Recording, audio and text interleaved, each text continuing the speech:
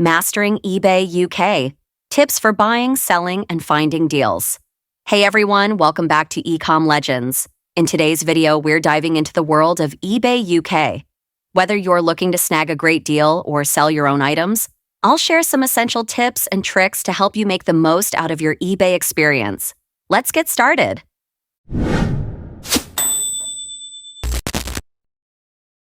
Section 1. Overview of eBay UK.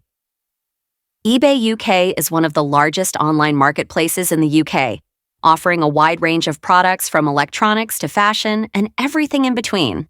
It's a fantastic platform for both buyers and sellers. In this video, we'll cover how to navigate the site, spot good deals, and effectively list items for sale. Section 2. Tips for buying on eBay UK. Let's start with buying on eBay UK. Here are a few tips to help you find the best deals.